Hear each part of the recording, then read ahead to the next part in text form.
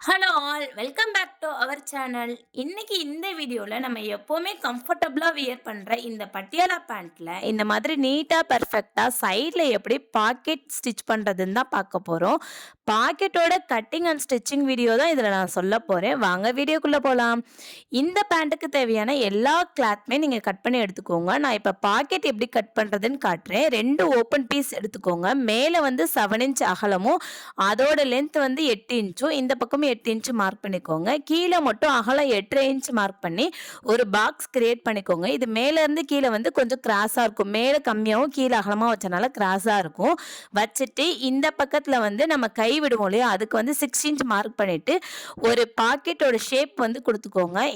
இதோட மெஷர்மெண்ட் வந்து நான் இமேஜாக ஆட் பண்ணியிருக்கேன். கிளியராக அதை பார்த்து நீங்கள் வந்து மார்க் பண்ணி ஷேப்போட கட் பண்ணி எடுத்து வச்சுக்கோங்க. மேலே எது வரும்னு நம்மளுக்கு தெரியணும் இல்லையா, அதுக்காக மேலே வரக்கூடிய அந்த இடத்துல ஒரு அர்க்காட் மட்டும் கொடுத்துக்கோங்க.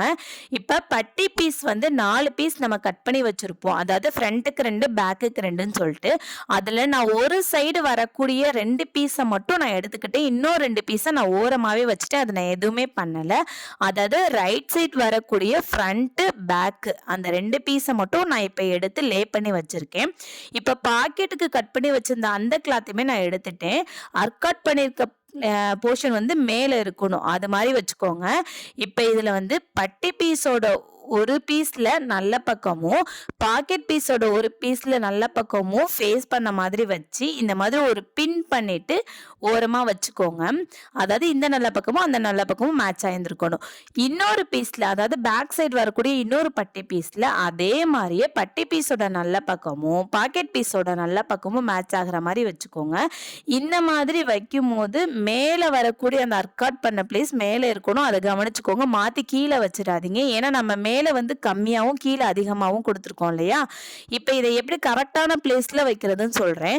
நீங்கள் பெல்ட்டுக்காகவோ இல்லை நாடாக்காகவோ எவ்வளோ கிளாத் வந்து மார்ஜின் விட்டுருக்கீங்களோ அதை மார்க் பண்ணிக்கோங்க.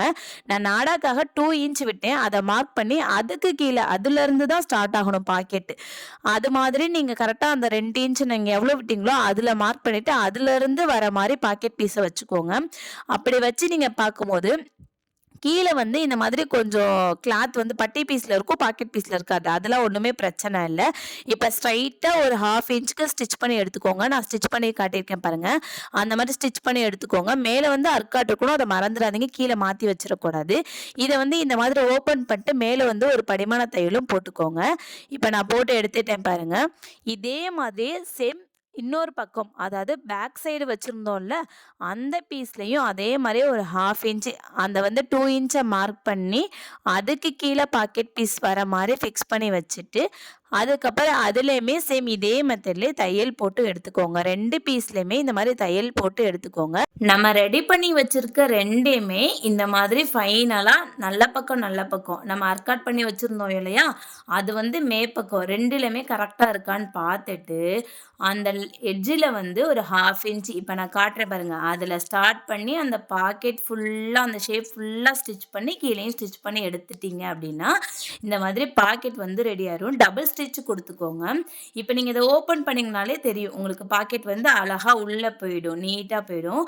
இப்போ நீங்கள் அதில் வந்து மேலே நீங்கள் எப்பவும் போல் நீங்கள் மற்ற பீஸ் எல்லாமே ஜாயின் பண்ணிட்டு மேலே நீங்கள் மடித்து அடித்து எலாஸ்டிக் வச்சுக்கலாம், நாடாவும் வச்சுக்கலாம். கீழே வந்து நீங்கள் ப்ளீட் வைக்கும்போது அதை லைட்டாக அந்த பாக்கெட்டை வந்து கொஞ்சம் மேற்பக்கமாக தள்ளி விட்டிங்கன்னா அது உள்ளே போயிடும். நீங்கள் எப்பவும் போல் ப்ளீட் வச்சுக்கலாம். எப்பவும் போல் ஸ்டிச் பண்ணுற மெத்தட் தான். நான் பாக்கெட் மட்டும் எப்படி அட்டாச் பண்ணியிருக்குதுன்னு சொல்லியிருக்கேன். இது உங்களுக்கு புரியல, இதில் ஏதாவது டவுட் இருந்துச்சு அப்படின்னா கண்டிப்பாக கமெண்ட்டில் சொல்லுங்கள். உங்களுக்கு நான் நெக்ஸ்ட் வீடியோவில் இன்னுமே கிளியராக சொல்லித்தரேன்.